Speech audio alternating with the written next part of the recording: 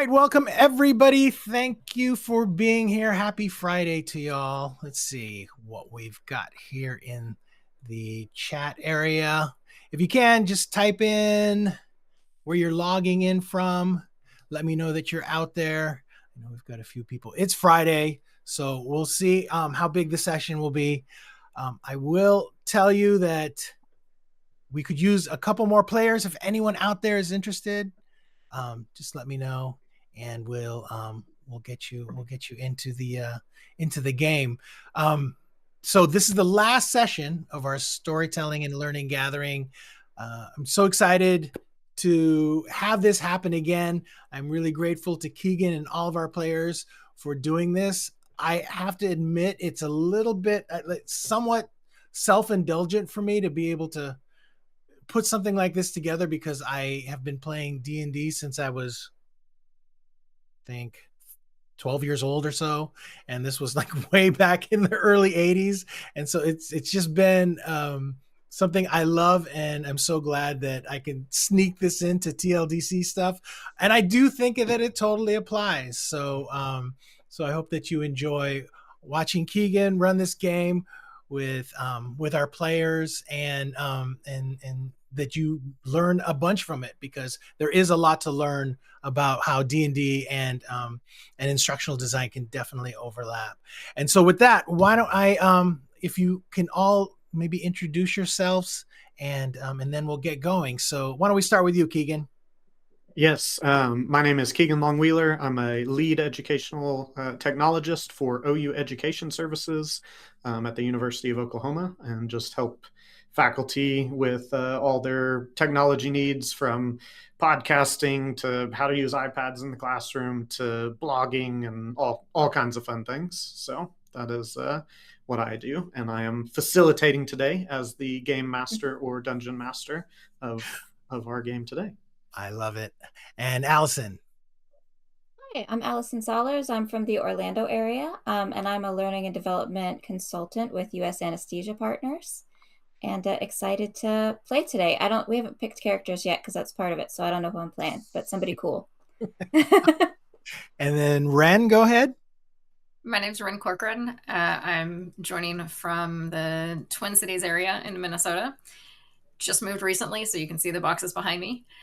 And I'm a senior learning and development specialist at Talon Energy. I've been in L&D for about 12 years now, and I'm excited to play some D&D. Ren, have you played D&D before?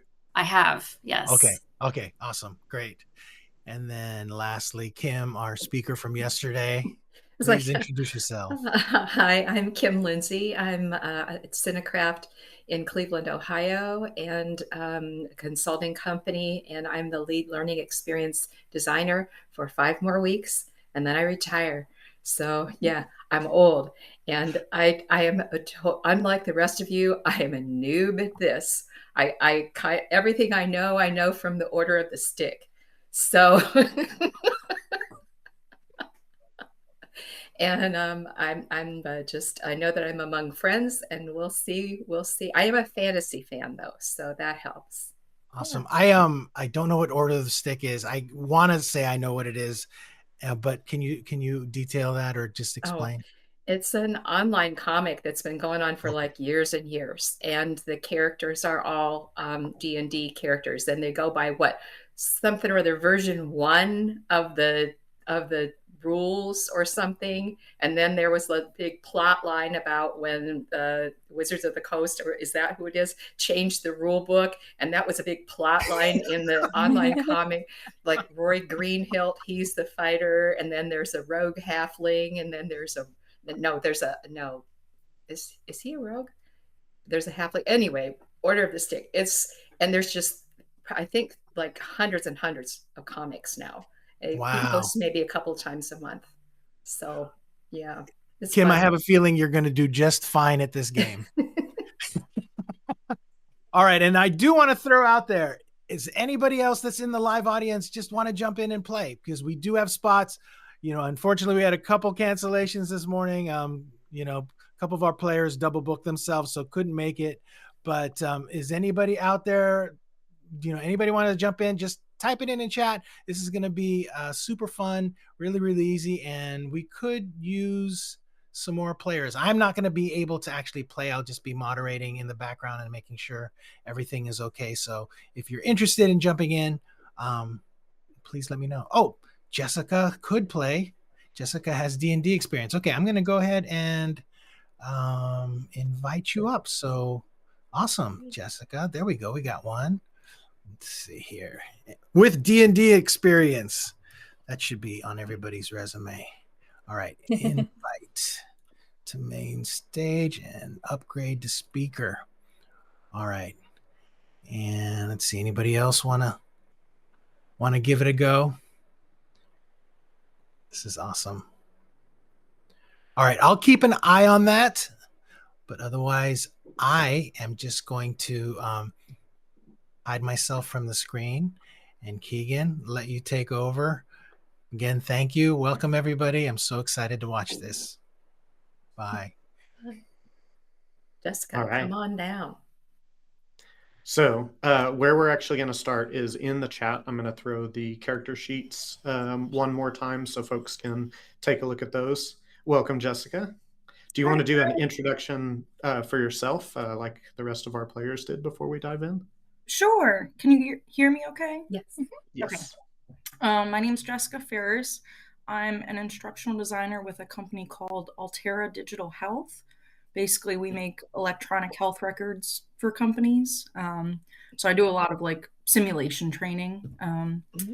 But previously I worked in nursing education, so kind of moved over. So I've been in L&D about 6 years now total. First I was a trainer and then moved over. But I'm a huge D&D fan, huge story fan. So yeah, I've joined a couple people sessions. I've seen you before, Keegan. I've seen you, Kim. So yeah, this is cool. Awesome.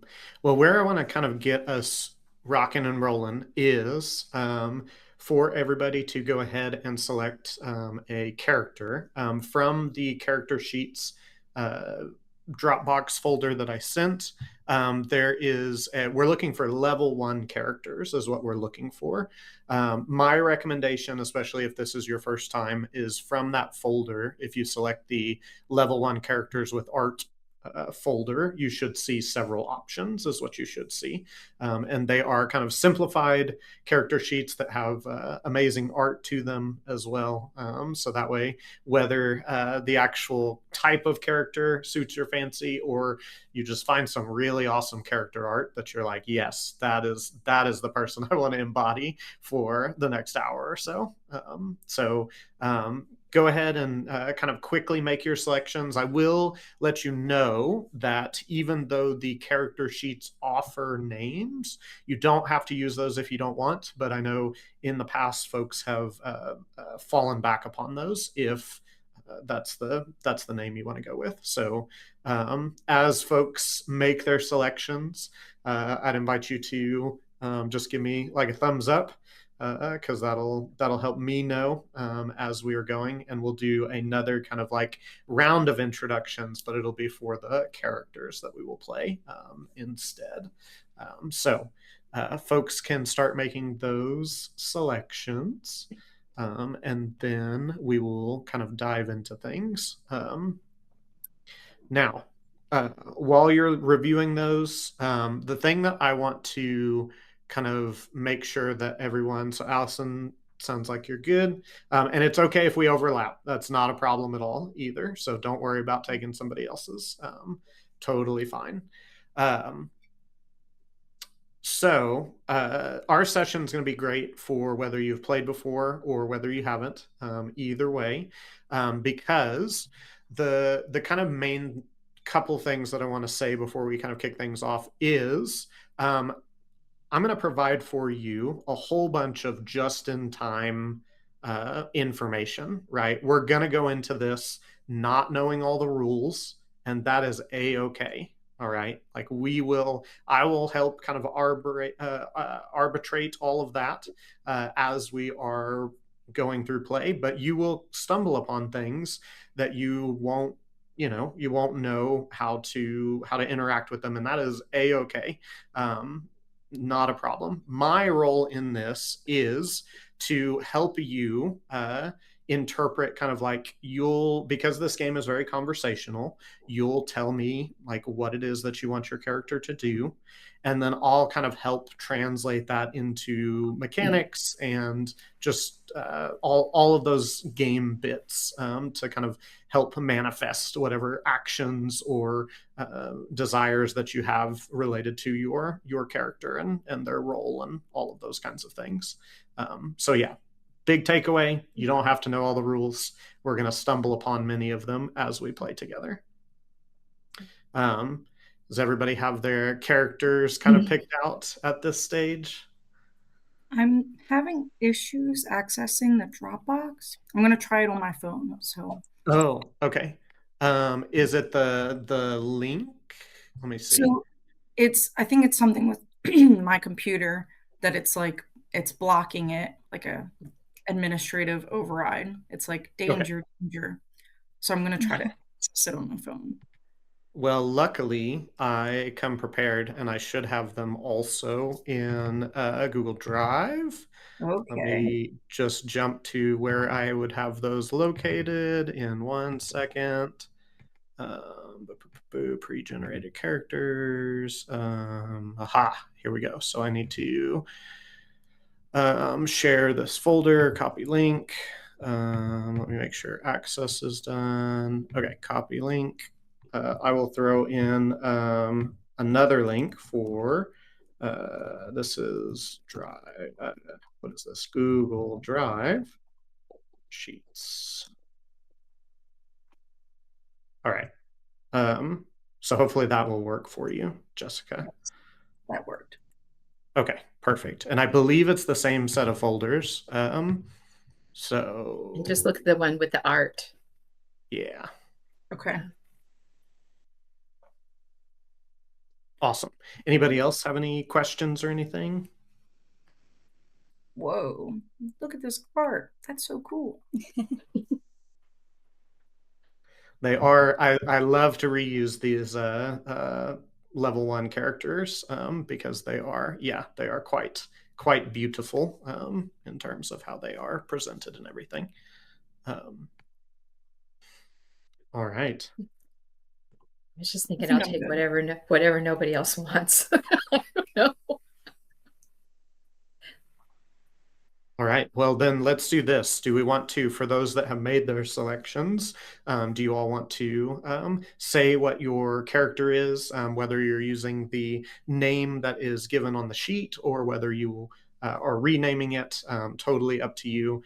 I'm just going to record it for myself because I plan to address you as your character names for the most part. Sometimes I will slip up with newer groups, but that's the way it is. So anyways, Allison, since I saw your thumbs up first, do you want to go ahead and kind of kick us off with your character name, what they are, who they are, that kind of thing?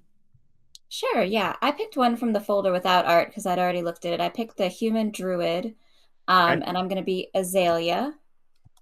And I loved this sheet because her bond was everything you do is to serve and protect the common folk, but her flaw was convinced of the import of my destiny. I'm blind to my shortcomings and the risk of failure. And I thought that would be a fun one to play, that combination. Cool. Okay. So Azalea, the human druid. Awesome. All And I right. have I don't know if anybody cares for mechanical reasons. I thought it also had some useful things like detect magic, fairy fire, and healing word that might come into play. Yeah. Awesome. All right. Who is next? I can go next. I picked Erelon, War Wizard Initiate. She's a high elf wizard. Awesome. Cool. Okay. Nice. Who I guess Jessica, if you're ready to go that way, since Kim requested to go last essentially. I'm thinking Taylor, the half elf cleric. Okay. So they have their personality is that they've enjoyed fine food and drink in high society. Um, their ideal is charity, and then their bond, I seek to preserve an ancient text that my enemies consider heretical. But her flaw is that she puts too much trust in those who wield power in her temple's hierarchy. Neutral good alignment. And everyone is welcome to embody what is on your sheet in related to that, or just make things up as well. So either way, totally up to you. All right, so we have Azalea, Aralon, and Talia, and I think then so. okay, I was kind of thinking the rogue, the whisper. yeah, I just kind of, although it's neutral and that might not be instinctive for me, but I think I'll pick that. It's a urchin who grew up in the streets and just very quick-witted, and a rogue is a character who is good at sneaking, and I don't know a lot about it, so you can tell me about it. It just sounded like we needed somebody like that. yeah, sounds good. All righty. All right, so we have Azalea, Aralon, Talia, and Whisper that will be joining us today. Fantastic.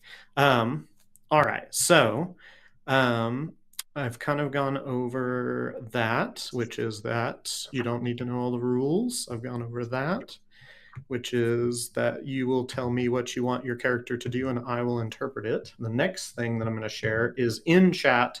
We're going to need dice. And so I'm going to share with you a link to a virtual dice roller. Virtual dice roller.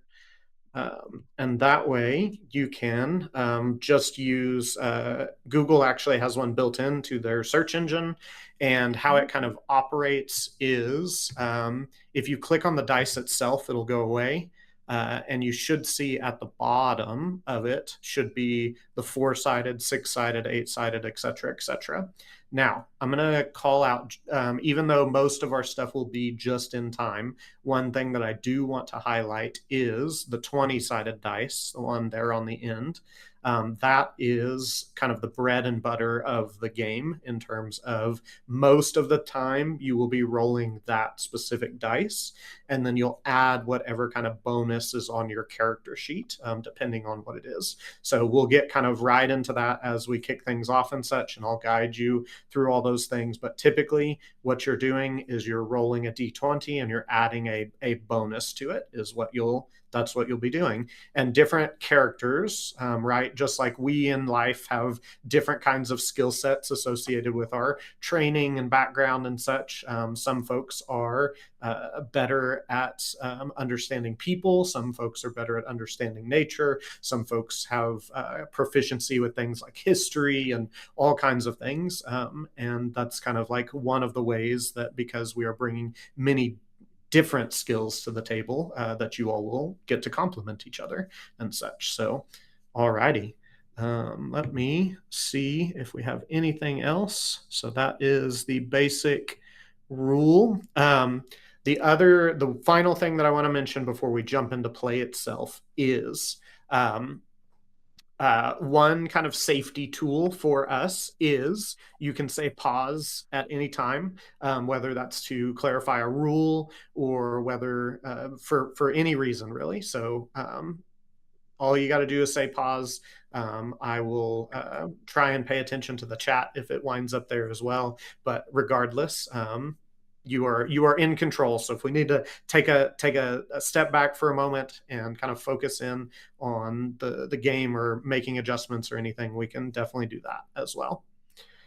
Any final questions before we kind of dive into what this is going to be?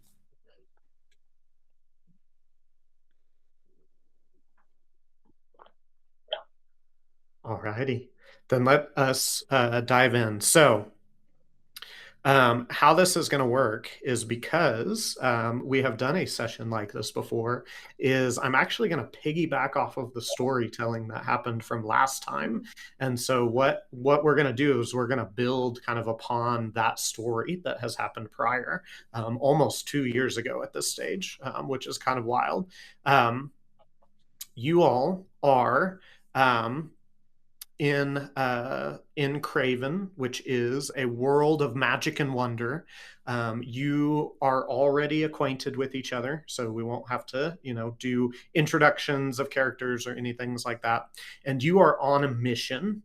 You are seeking to recover a magical axe, a lost heirloom, from one of the rich and powerful halfling families in the town of Aramore.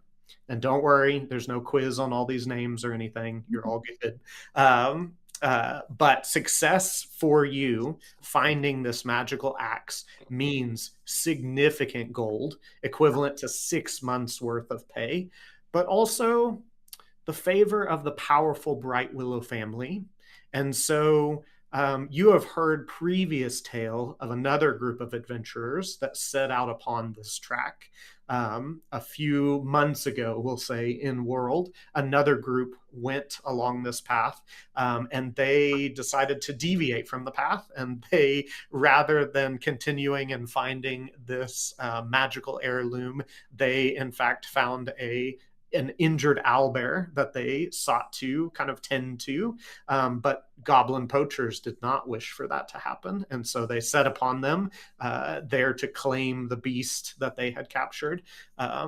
But that led to conflict, and this other group of folks, our party from last time, fought off these goblins, released this monstrous fusion of bear and owl upon the goblins themselves, and it chased them off.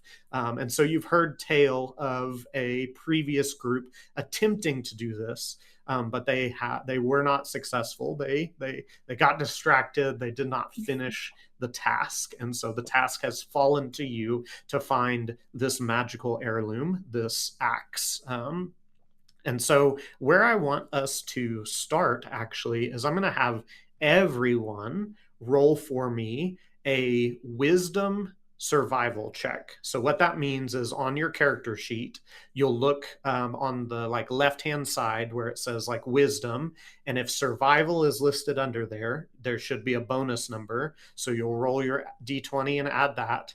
If you don't see survival listed there, you can just roll the wisdom value is what you can roll. And if folks will roll that, we're both getting acclimated to rolling digital dice and all of those things. Many birds with one stone, as you will see in our time together. So it's the I can 20. do physical dice if I want, right? Yeah, absolutely. Okay. If you have physical dice, you can also do physical dice. Physical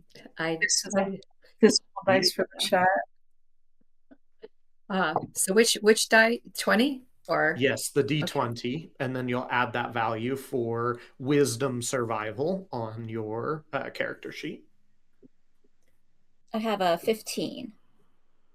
Okay. I got 13. 13, okay.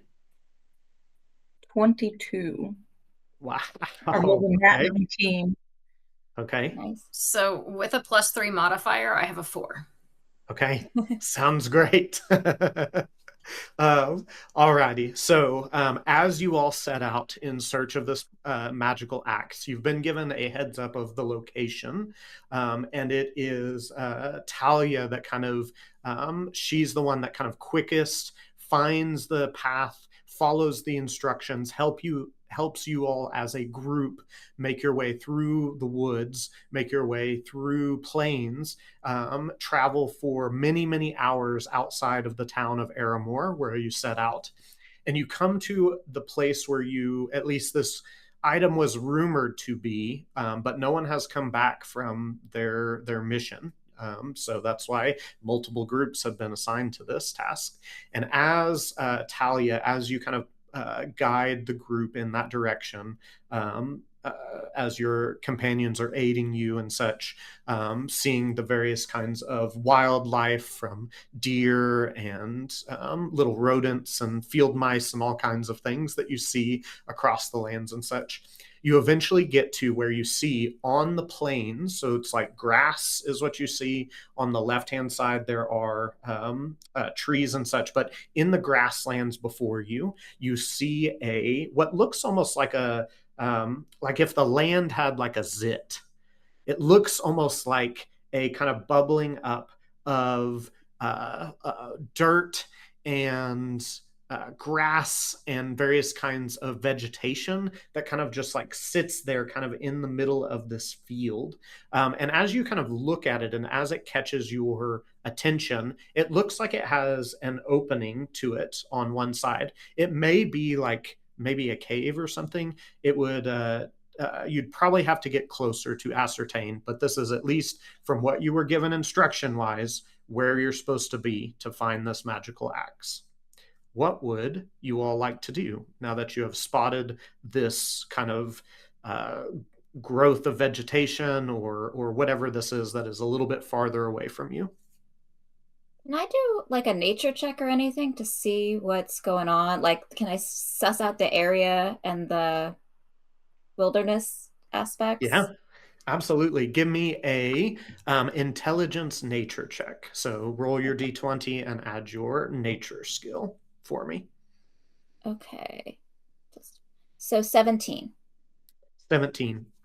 Pretty darn good. So as you are kind of like communing with nature as you're passing through this, connecting to the world with your druidic kind of practice and primal magics and such, many of the plants and vegetation, at least in your immediate area, are not unusual to you. Like they seem to be of this area and such. As you kind of like focus in on that like hill that is a little bit farther away from you and such, you notice with a 17 that at least like on the inside there doesn't seem to be any vegetation. Like it seems to be just kind of dirt and such on the inside of this hole in the earth that you can kind of see. But vegetation looks like it has grown over kind of the top, it looks like. But whether it is because of the lack of sunlight or something else, you do not spot any kind of like out of place vegetation other than there not being any kind of around the entrance of this opening in the earth. Can I tell from that check if it seems like it was made by like animals and nature, or if it was like man-made and constructed in any way? Mm-hmm. I would say with a 17 nature check, as far as you can tell, it seems to be natural. It does not seem to be like hewn by dwarves or anything out of the ground. It does not seem to be like that. It just seems to, whether like lots of dirt has kind of cascaded, maybe a creature, like a large creature maybe might have burrowed into it at some point and tossed up a whole bunch of earth and such that kind of surrounds this opening potentially. But it does seem natural, at least with a 17 nature check. Can I do a perception check or something to see if there's any other, like, any hostiles in the area that might be about to come upon us or something? Yeah. We're Make out sure of it's not trapped. Oh, I did that Alrighty. Yes, that is, so a perception will be Okay. wisdom perception is what that will be. Okay, so that's a 17. 17. Wow. Okay.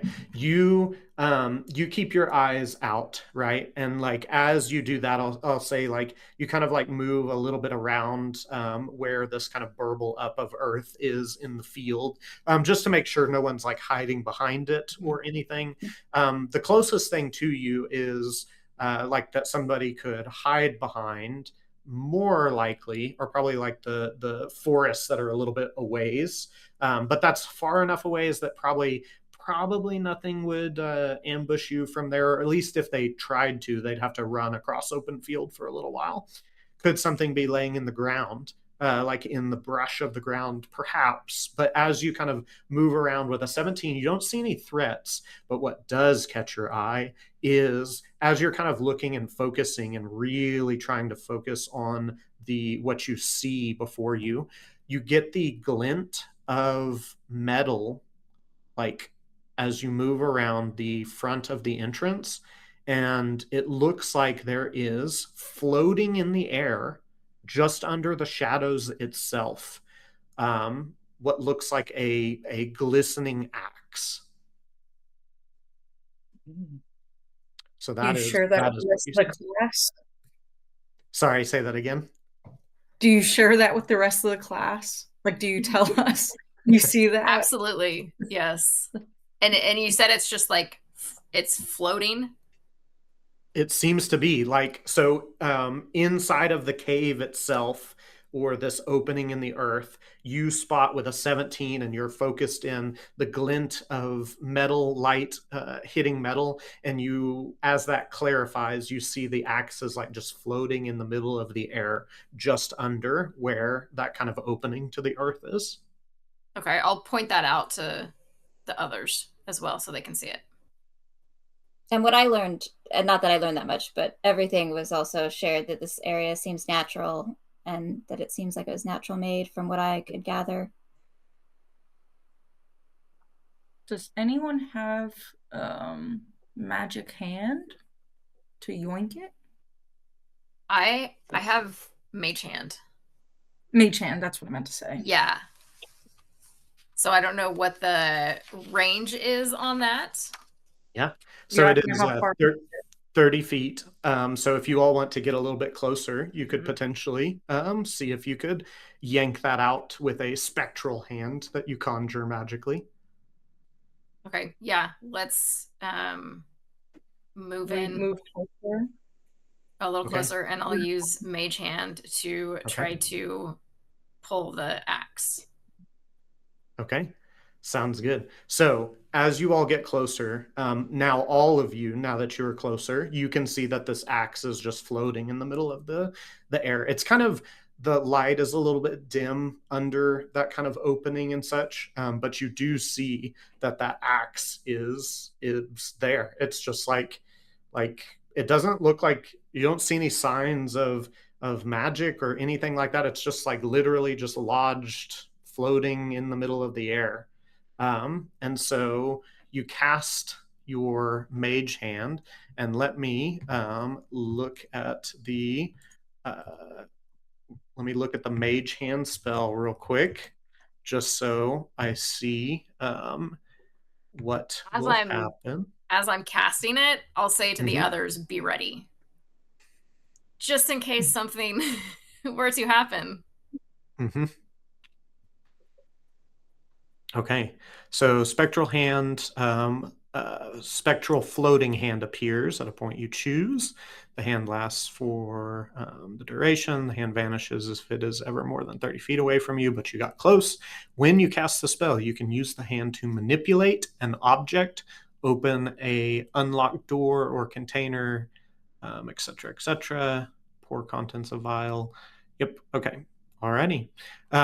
So as you cast this cantrip, as you all see your companion Erlon cast this replica of your hand, or just kind of a plain hand, it starts to move in towards the axe, and you watch as it does so. It like shifts inward towards it, and then it start like normally it just kind of moves, and then about like a few feet away from it, it starts to slow, and it finds resistance of some kind. Mm. And you all watch as it like finds like resistance. Like maybe you could push the hand in further to kind of like just ascertain what is happening. Up to you, but you are definitely finding like resistance. Like potentially you could push further, but up to you. So you discover that there is some kind of resistance to acquiring it. What would you all like to do? So I have an idea as to what that is, but I don't know if my character would know. I'm trying to figure out how I can figure out because a druid might know. Um, I don't know. Make a intelligence history check for me, I would say, Okay. to see if History, you've then I probably heard tales. won't. But I guess I have a +2 to history, so maybe. Oh, a 21. Wow. Yeah. Okay. As you kind of like rack your brain for like what this could be, I mean, you're going off of it floating in the air. You don't have any more like data if it is magically floating or not at this stage. I would say with a 21, like you watch the hand kind of like try and reach in and hit some kind of resistance. And I will say, I'll give you this as part of that kind of history, even though it's not necessarily related in the same way. That resistance that you kind of see, you almost see like the visage, like viewing into this cave, kind of warp and bend just very slightly as the hand is trying to go in, and that kind of spurs in your mind, like, oh, maybe this is some kind of magical trap or some kind of uh, who knows, creature of some kind that is almost like a what is the anglerfish kind of, like maybe this is a lure that's just out there. Those kinds of things come to your mind as you, with the information you have and what you have seen so far. Okay. I convey that stuff. I do have detect magic, but it's I would only be able to use 3 spells. It's a spell that takes a slot, so I don't know if that's useful here. Just saying to the group, if there's anything anybody wants to do to see, like, my vibe at first was I was leaning towards like maybe it was like a creature of some kind, but I don't know that that description made me think that. Mm-hmm. Do you think it's an illusion? That's what I'm not sure.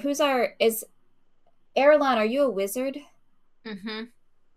Are you particularly good at understanding illusions in any way or not? Um, I mean, I don't have like detect magic as a Okay. spell, so I'm not sure. Would I be able to tell that? I don't know what, yeah, I don't know. Oh, go ahead, Allison. Go ahead.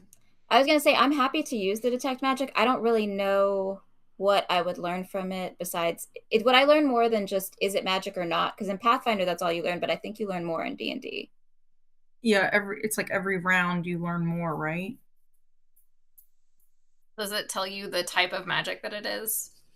All my magic is nature based, so like when I do detect magic, it's not like wizards have classes or whatever within them, but druids are just like I get magic from the land. I'm like Buffy or whatever, just like you're chosen. Yeah, I thought Mm-hmm. detect magic told you what kind of magic it is, like if it's Okay. conjuration or whatever. Well, let me try it, Yeah. see if we learn anything. So I'll cast detect magic on it and see if we learn anything and share that with the group, whatever we learn. Okay, sounds good. To clarify, as you cast Detect Magic around you, you can see faint auras of magic that let you know, like, the school itself. So if there is an illusion here, you would potentially see that illusory magic and such as well. As you cast the spell and such, you do detect magic. The magic that you detect is evocation, which is kind of like uh, the magic of spellcasters to evoke damage often. So things like conjuring fire to damage individuals and things. That is on the axe itself, though. Which The makes axe sense because is we know it's magic. magical. Yeah, Yes. we knew it was magical. Okay, cool. So the axe is magical, and it has a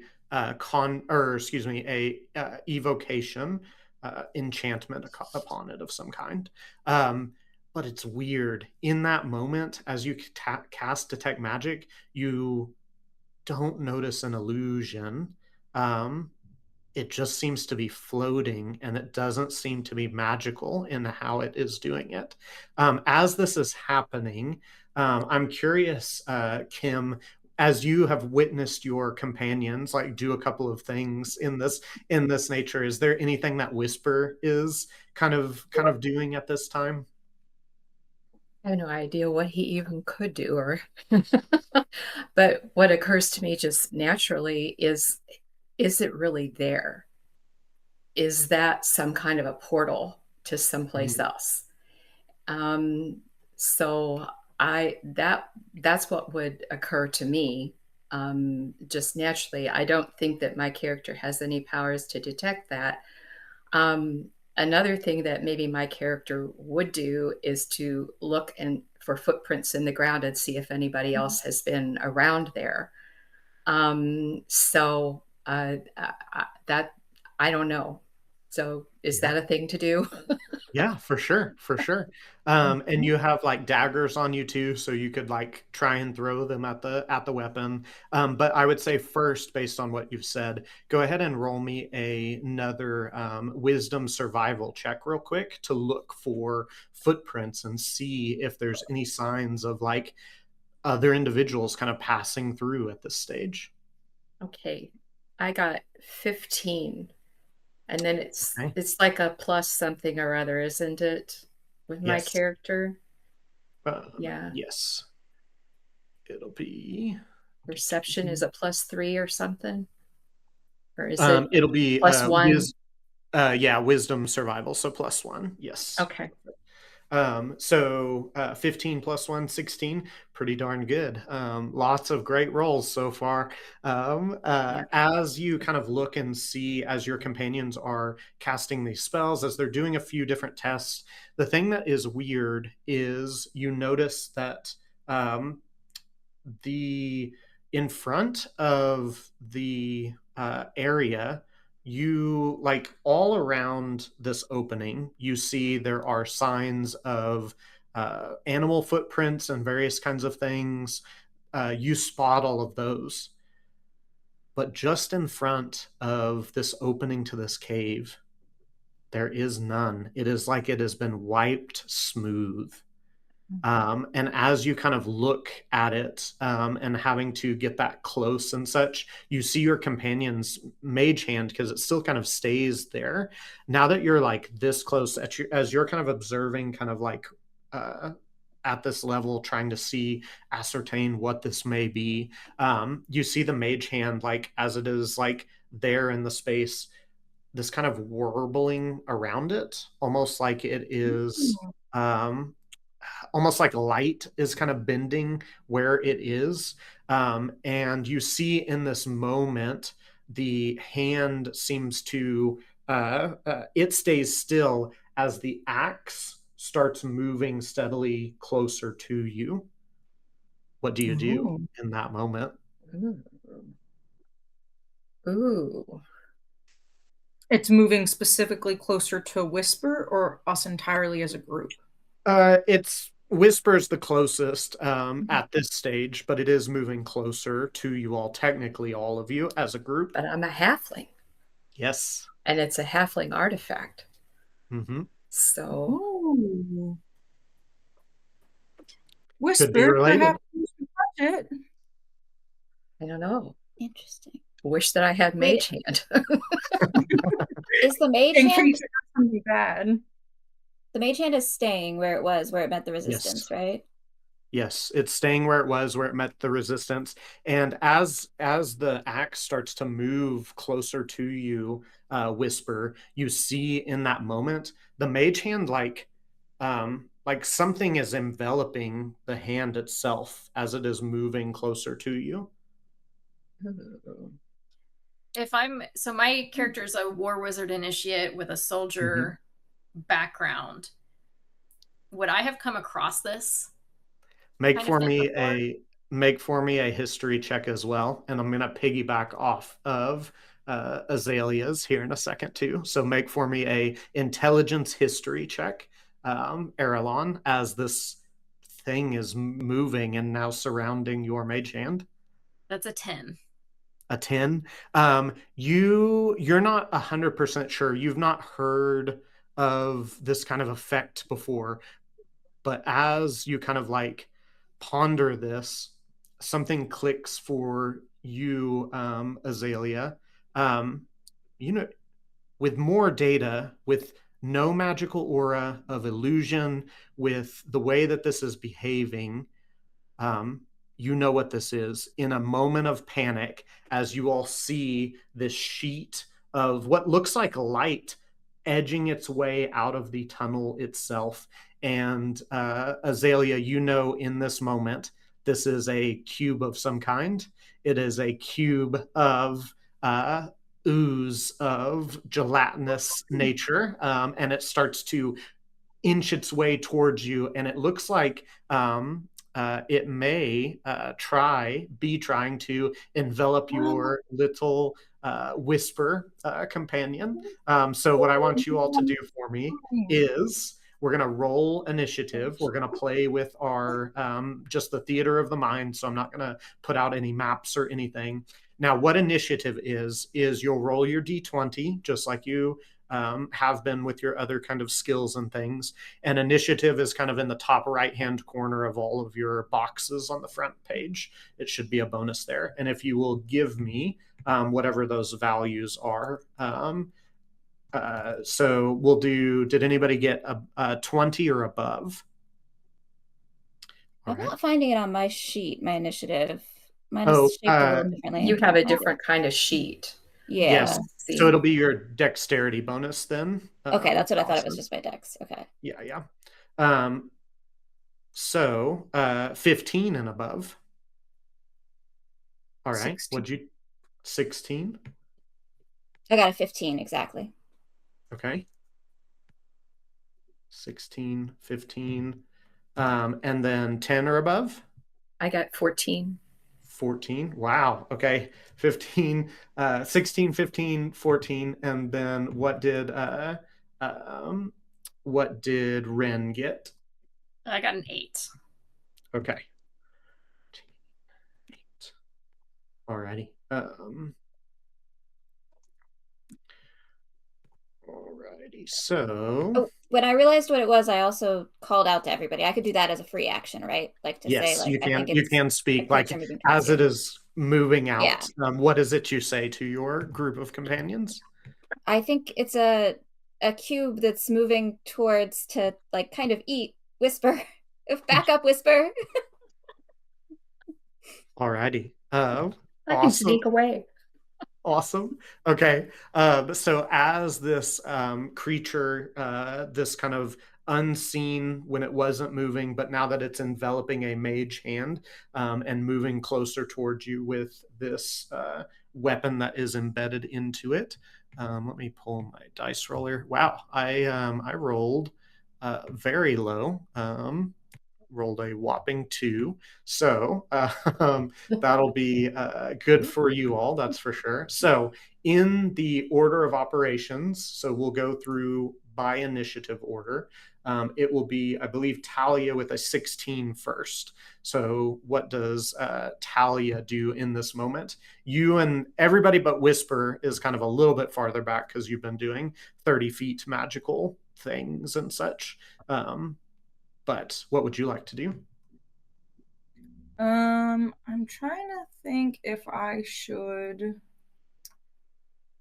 So for the gelatinous cube, it would try to envelop Whisper, right? It wouldn't attack her. Well, so wouldn't that be an attack? I think, wouldn't it be a grapple? Oh, well, yeah. That's what I'm not sure. Because I was thinking of doing shield of faith with her, which gives her a +2 to her AC. Mm-hmm. I gotcha. I was thinking of like you were saying with her, and I was like, I think it wouldn't be good. Right. But I could also just hit it with Sacred Flame, whatever the group thinks is best. I think anything that does damage would be good. Okay. Whisper's going to be pretty nimble, I imagine. That's why she went up, because I'm imagining you're pretty agile. Yeah, and closer to the ground to see things. And but almost it's like it's like the axe is moving towards me. Maybe I'm supposed to go in there. I don't think so. Maybe. I don't know. You could certainly try. Well, It's not if everybody impossible, but I else think doesn't he's want trying me to eat to. you, Whisper. Okay. All right. We thought that previously before we realized it I was a thought it gelatinous. previously. Yes. I was like, oh, Whisper's the chosen one. Yeah, that makes sense. Her bloodline. And then when you said gelatinous cube, I was like, abort, abort. Okay. Well, yeah, Alrighty. that's not good. So what is Talia gonna do then in this moment? So I'll do Sacred Flame, which is Okay, a so trip I have to against it. roll a dexterity save. And I get a 9, so that fails. So go ahead and roll for the first time your damage dice. So damage dice are whatever value they have. They may be listed as a D6 or a D8 or what have you, depending on what it is, what spell or what weapon or things that you're using. A whopping 3. Nice. Okay. You in that moment of panic where you shift and you're like abort, abort, and you cast your spell and magic envelops this, you see this kind of towering, especially next to your halfling companion, this towering cube of very clean gelatinous mess. It seems to everything inside of it is gone. It just seems to have this magical artifact that is hanging out on the inside. But yeah, very clean as it kind of moves and towers over your companion. It warbles in kind of like reaction to the sacred light, the radiant damage that you inflict upon it in that moment. But it seems to still press onward. And so, Back up as well. yes, you totally can. I move away from it. Yep, and you start backing up. Alrighty. Then we are to Azalea. What are you doing in this moment? Can I delay behind Whisper so she could potentially get away? Because the only thing I think that I have is useful is Thunder Wave, and I think that might hurt her, as might push her as well. Yeah. But if she can get out of the way, I can use Thunder Wave to push it away and damage it. All my other stuff is melee, which doesn't seem that great. Yeah, right. Sounds good. So you hold your spell so that you get in position, you hold it so that you can release it after Whisper is cleared from the spot, at least. What do you say to Whisper as you prepare that? I say, Whisper, if you can get out of the way of it, I think I can do something useful. Hit it with some thunder. Okay. But I don't want to shock you. I would prefer not to be shocked. Alrighty. Sounds good. So you ready and do that. So then we are to Whisper with 14. What are you doing in that moment as you've been instructed, as you see your druid companion holding energy in their hand, ready to release it?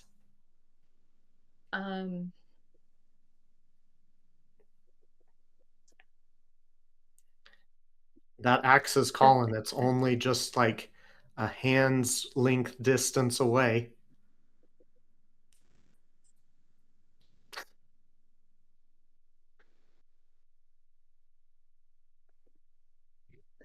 What I was thinking, like from the start, is like if there's all this magic, maybe just a physical advance would work, and not a magical advance. And what if I just reached out and took it?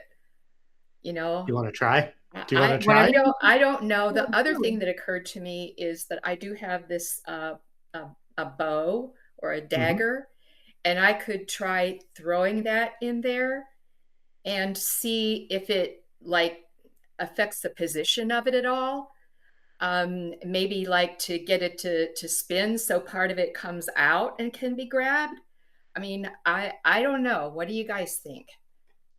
I think if we kill the cube, we can see the cube now, right? Because it's come out and we can see it. Yep. I think if we kill the cube, we can get the axe, but I think we have to kill the cube.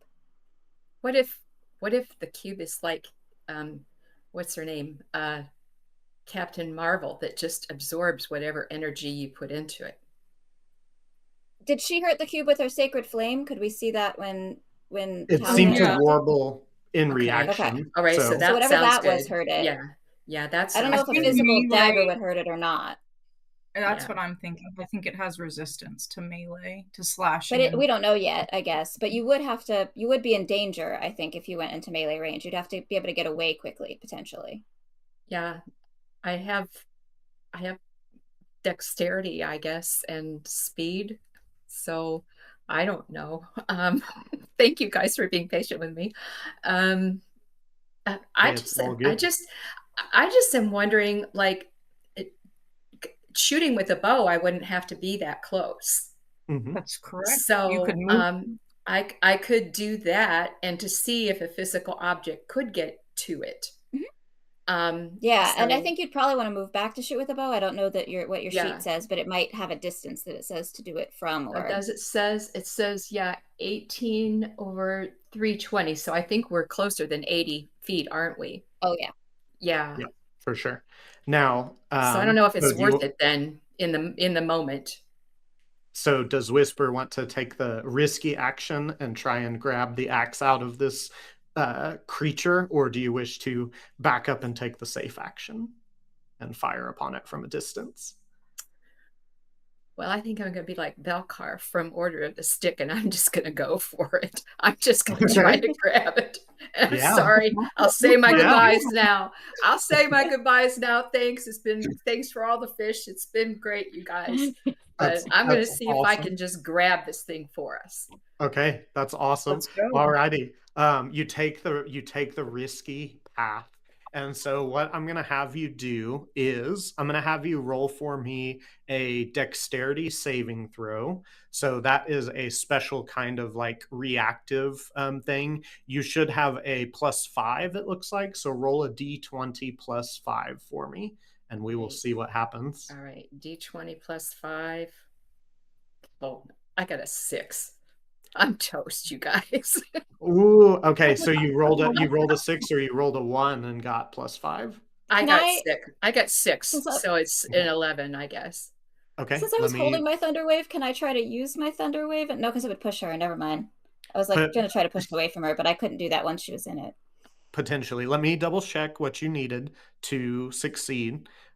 Remember, you are level 1. You have been disproportionately rolling very high. Normally, you don't have to roll that high. Let's see. I should have again. Nobody would know, right? All the important stuff like history rolls, we've been rolling really high. Right. 11 is exactly what you needed to get it out. Okay. So you reach in and like you feel the same resistance. Your hands close, your little halfling hand closes around the axe, and you pull and pull and pull. And as you pull it out, you don't start feeling it until after, but it is burning your skin a little bit, and you take a whopping 6 points of damage as you feel it kind of like soak into your armor and the various kinds of leathers that you have that protect you from the elements and everything. You pull it out though, but you have it there in your hand, and although it hurt, you have it. You have it. So, do you want to rush away? I want to throw it on the ground until it cools off. Okay. Okay. Well, I'm not going to leave my companions. I mean, well, but if you back up a little bit, we can kill the thing. Yeah, that would be good. Yeah, that's what I'll do. Sounds good. So you have the axe, you rush backwards, you like just to get all the like acid off of the axe and yourself, you throw it onto the ground a little bit of ways from this, so that way that way you can try and neutralize it as quickly as possible. You've taken a bit of damage, but we are to Erelon. You see this mindless creature, this cube that just now has all it has in it now is your mage hand that's just kind of there and being enveloped. What would you like to do in that moment? Wouldn't my Thunder Wave go off first? Yeah. Oh, she was waiting for because I just held till after Whisper. Yes, you are correct. So it needs to make a Constitution save, I believe, for Thunderwave. Looking at Thunderwave, I think that's right. It's either Cons or Dex. Wait. Yeah, con save. Okay. And your spell save DC is probably a 13. I rolled.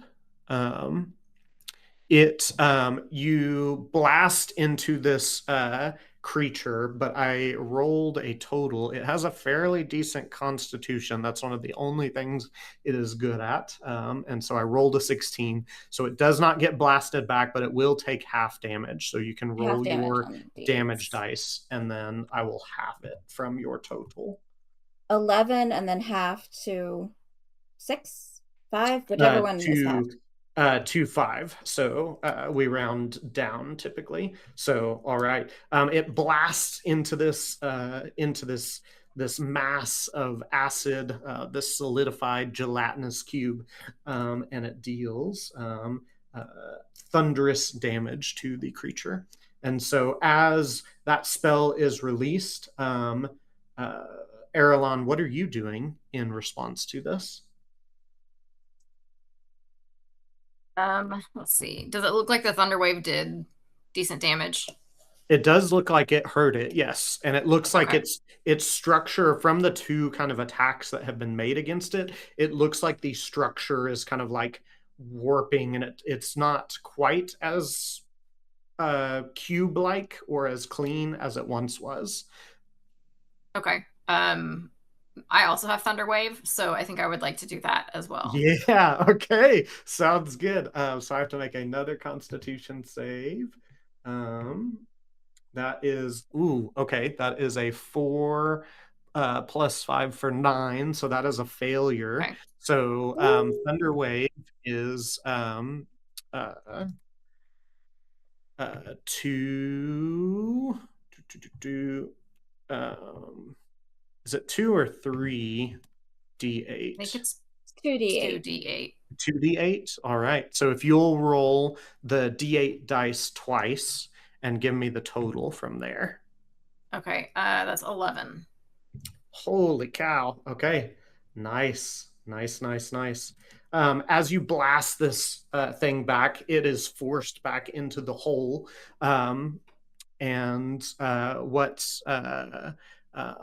What I'm going to do is, because it is forced back into kind of the hole itself, because you all are much quicker than this entity, because you have your prize now, I'm going to close out of combat, close out of initiative, because now you all have overcome the challenge, as it were, right? Like if you wanted to waylay this, you could just hit it, pepper it with spells repeatedly from a distance, because now that no one is close, and now that it has been blasted back into the hole where it came from, it's not really a threat.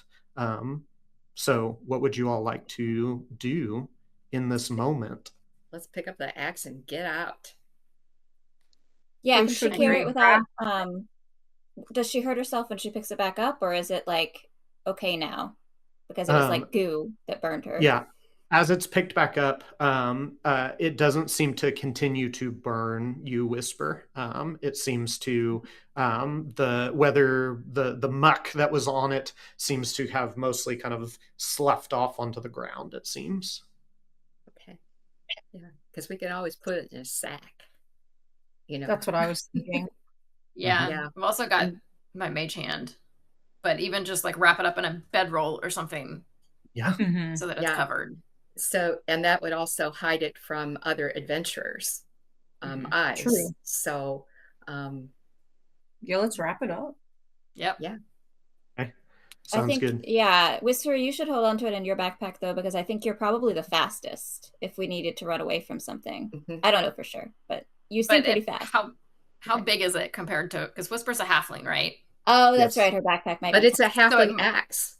Yes, it is. It looks to you all like a hand axe. So what would be? Okay, perfect. So it does fit comfortably on with, like, it doesn't look like out of place necessarily. Yeah. Yeah. Perfect. Whisper, all you. Hey. All right. You bound up this weapon to obscure it from eyes. You set back off because you have succeeded in recovering it for the Willow Bright, or excuse me, the Bright Willow family.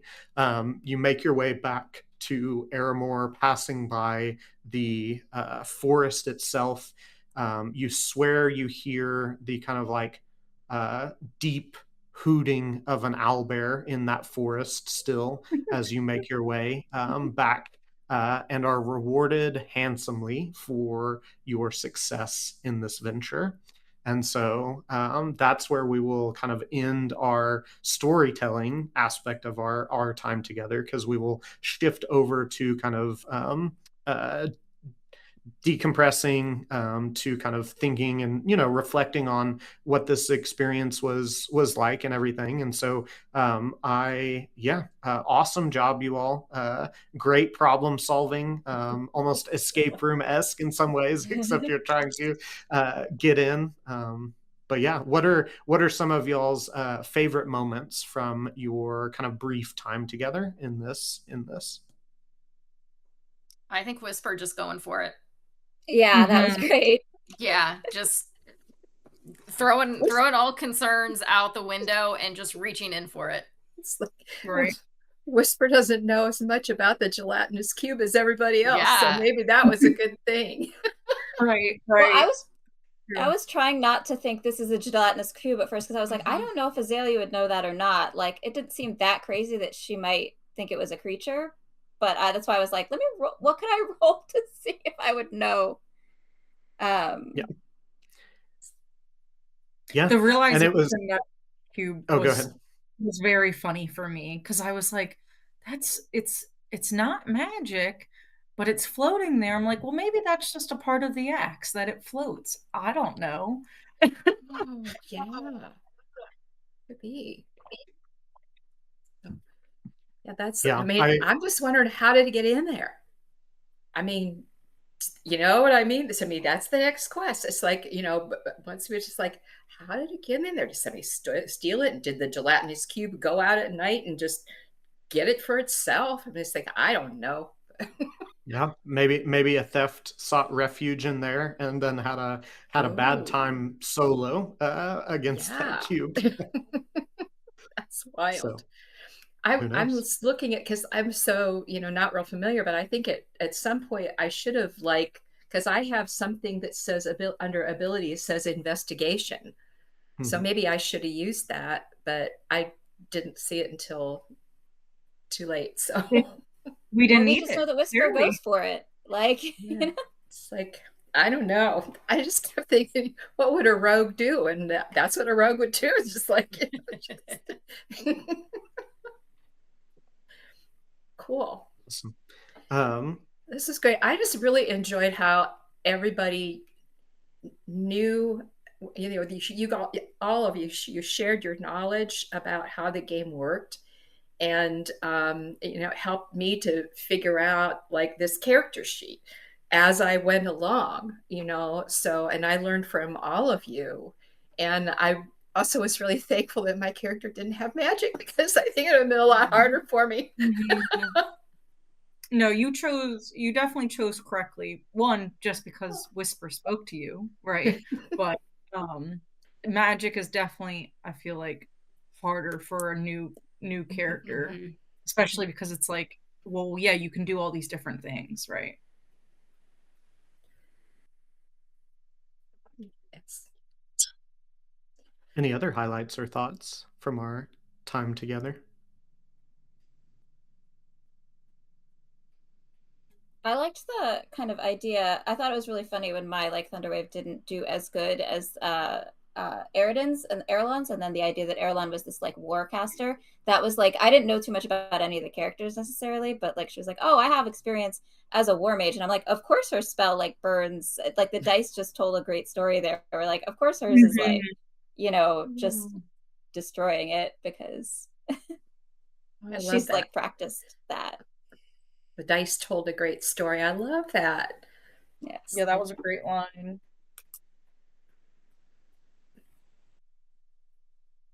Well, I thoroughly enjoyed getting you to take you all through our kind of adventure together. That's a I like to use that kind of adventure for first time play, right? Because we only have about an hour or so of actual like play time, because want the time to onboard and then the time after to kind of decompress and talk about the experience and such, and for us, right, how it relates to learning and design and all those kinds of things. Really, kind of like having it concentrated and focused, and really just like one kind of task or whatnot for you all to complete. I've had some groups that do it really quick, and then we have different things that come up and arise. So I had several backup plans in case, depending on how fast everything went. But yeah.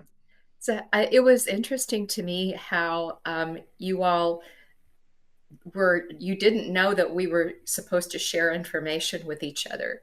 And I can imagine with a team with a different dynamic, if you were playing in a game and the team that you were with was not like, maybe there's a traitor on the team or something like that, then that would be really important.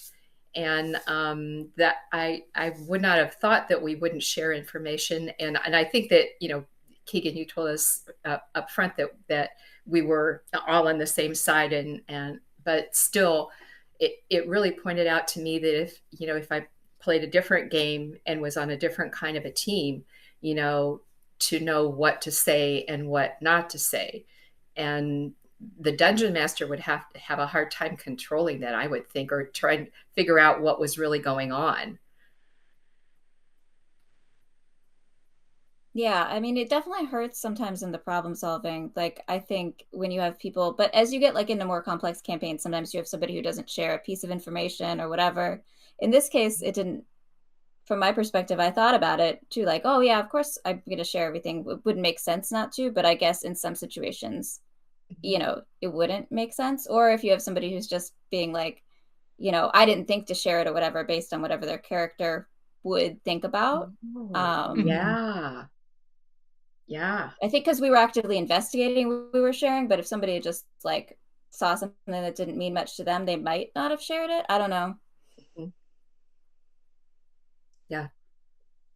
It's a good point. It's like because it's character driven too. So story, yeah. Right. And you don't want to. The reason why I asked that was because like they were doing those individual checks, right? Like, but yeah, sometimes people just don't share, right? In one of my games, we have a rogue. He just goes off and steals a bunch of stuff. He doesn't tell us what he finds. Doesn't tell us who he robbed. Like, so it's different. But also, like Allison said, like you might not think to share it, and I don't want a metagame. Like, well, Keegan didn't tell me that, so do we all know that? Yeah. And sometimes when I think, I don't think it got to the point where Keegan had to prompt that part, but sometimes when I'm DMing, if I'm curious if people have shared it, I'll ask, like, did you share this piece of information? Because I don't want to assume one way or the other that they did or didn't share. But yeah, people aren't always in the same space, and you're like, who knows what? It can get more complicated in some cases. Or you get people, like, I have DMs for people who are like, yeah, I'm not gonna. I told them we found 400 gold, but really I found 4,000 gold, and they like keep the gold for themselves or whatever. To do what? I don't know, because they never do anything funny, like fun with it. It's just like to have that personal fun for a little bit and then be found out usually. That's funny. That's funny. Yeah, I was a rogue. I could have like gone off from our little party while we were still en route. And I could have like stolen a whole bunch of stuff that would have like won this whole quest for us. But you don't know what it's going to be. So I guess, and I forgot to tell you that I did this. And I think yours was neutral alignment or whatever if you're playing with alignment, but not all rogues are bad. Like, some people, the person who I DM'd for that like would always hide and steal stuff, I think he was a ranger or a cleric. He wasn't even like a rogue or like something that you were like sneaky. That's just, but he wasn't good either. He was like, neutral, chaotic neutral or whatever. You can chaotic be neutral. Yeah. There's a few classes where you're like aligned to something, or you have like a god that you honor or something, but they could be evil too. You could do we could have all been evil. That was gelatinous cube. That was the evil. So. It is depicted in the Dungeons and Dragons movie too. So if you need some actual depiction of it I in saw media, that. I loved that movie. mm-hmm. I need to see it again. Now I know what I'm looking at. Yeah. Yeah, it's the when they're in the games, it's what they dive into to escape. Oh, that's right. Yeah. Mm-hmm. Kim, I see possibly some more Dungeons and Dragons in your retirement.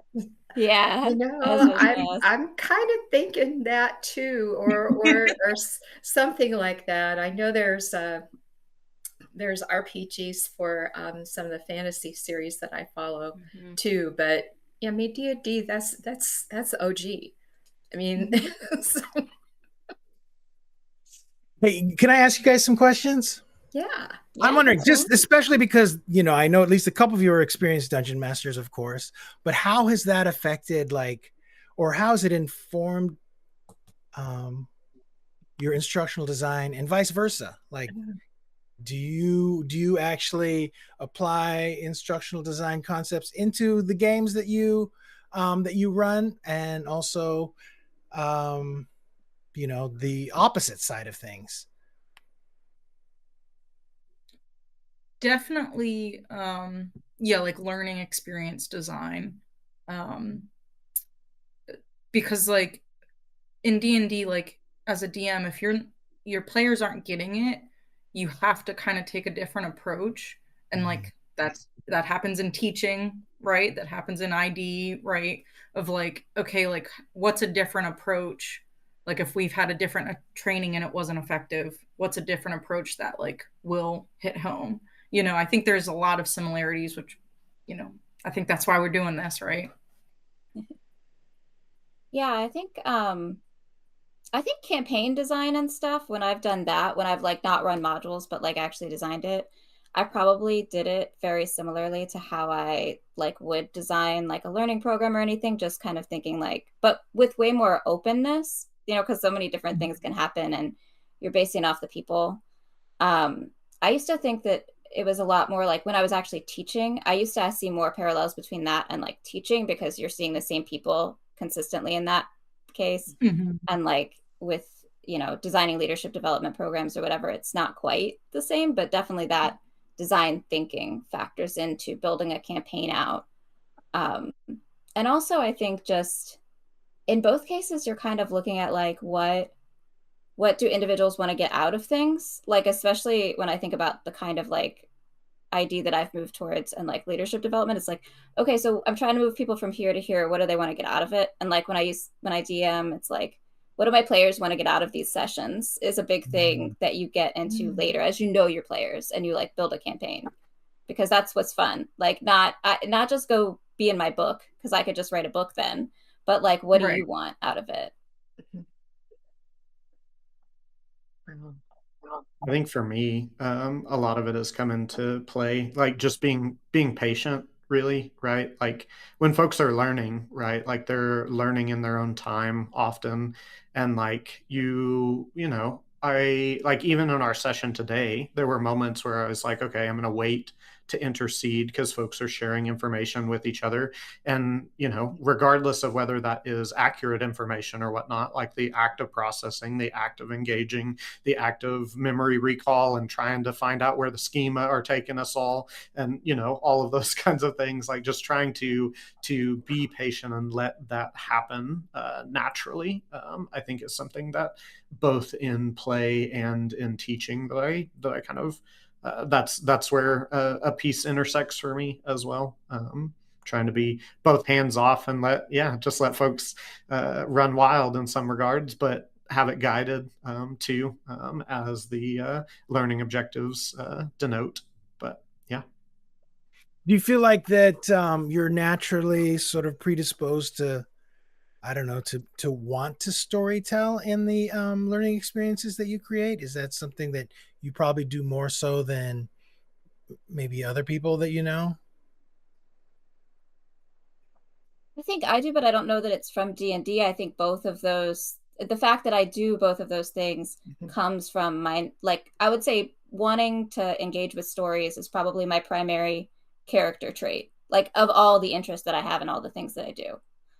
Um, so stories are just my favorite, whether they're real stories of people's like experiences or they're fictional stories or fantasy stories with big cubes and wizards and stuff. Like, I just think stories have more truth than like anything else. I think that's true in learning too. That's how we really process the truest pieces of things that develop us is through understanding some kind of narrative, even if it's like very simple. Mm-hmm.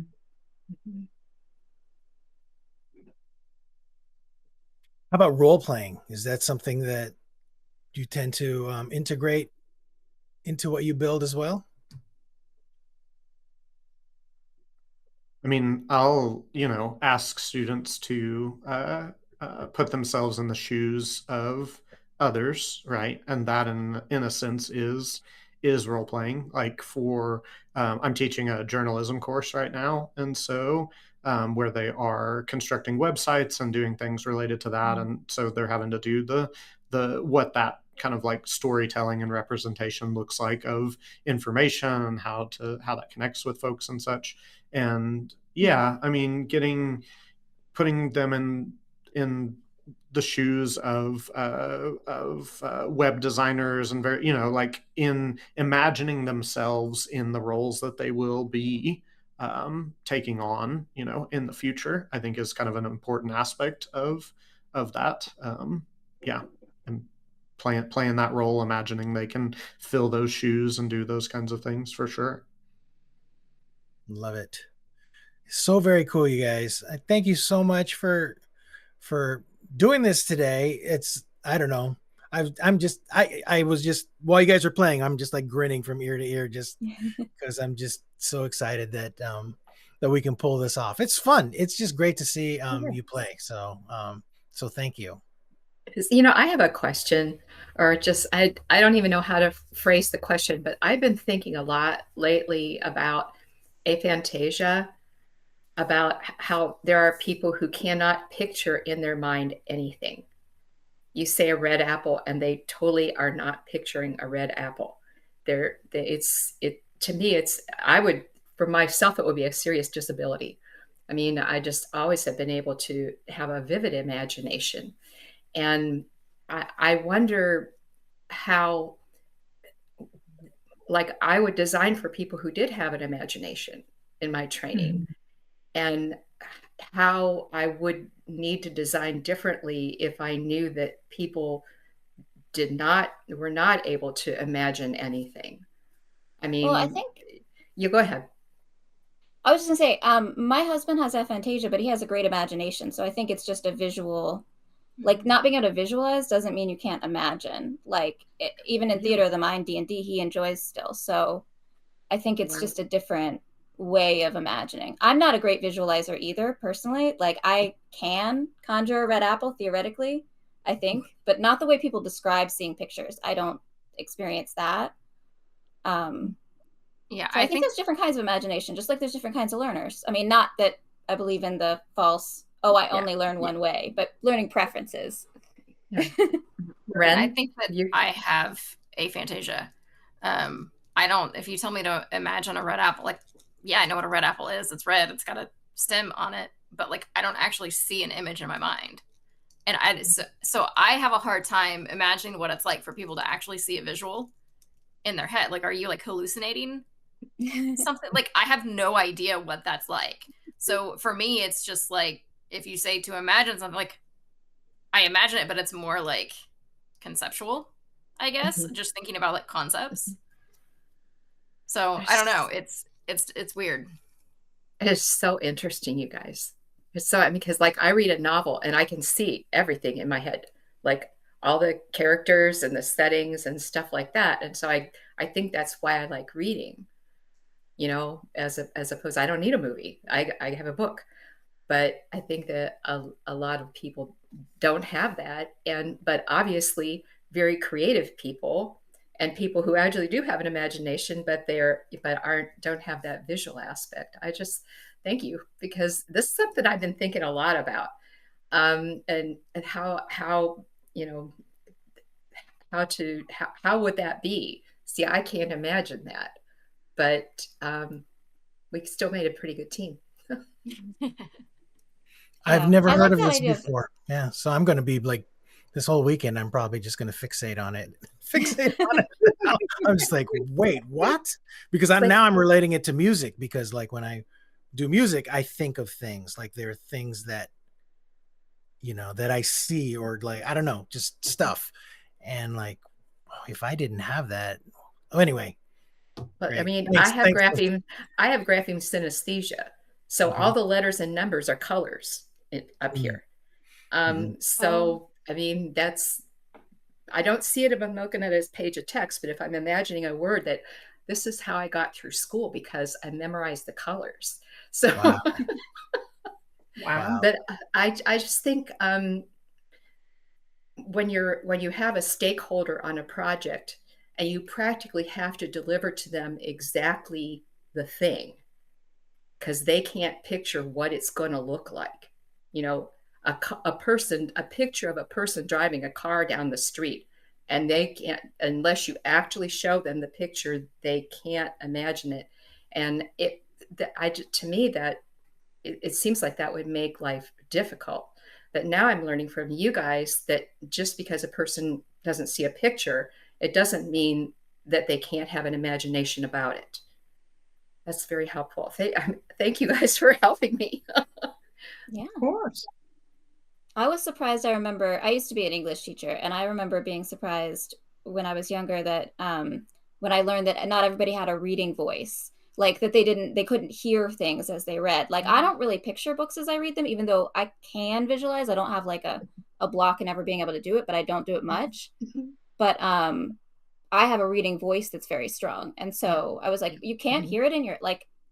And then I looked it up and I was like, oh, people can't. This was before I had gotten my master's and done any research or anything. I was just like, wow, I just thought everybody had that. So I think we all kind of, unless we were pointed out that we're weird, which, you get sometimes, we kind of all figure people are experiencing the world like us. And then as we grow and we learn, we're like, oh, and we know, especially as learning designers, everybody's experiencing the world all different all the time. Yeah. So cool. Thank you. All right, well, I think we're coming on to 90 minutes. I think we'll just wrap it up. You guys, thank you so much. This was incredible. Thank you, Keegan. Yeah. Thank Keegan, you, thanks. Yes, Keegan. thank you. Keegan, I liked your DM style. I like the way you explain things. Yeah, it was very good in terms of like, I could see your ability to ease basically anybody into the game. I do it quite often. It's probably one of my favorite. Honestly, it's one of my favorite things to do. So, at my local game store, I will, from time to time, when they have newbie sessions, basically first timers, we will. I'm often the one to jump on volunteering for those and such. So, yeah, I don't know.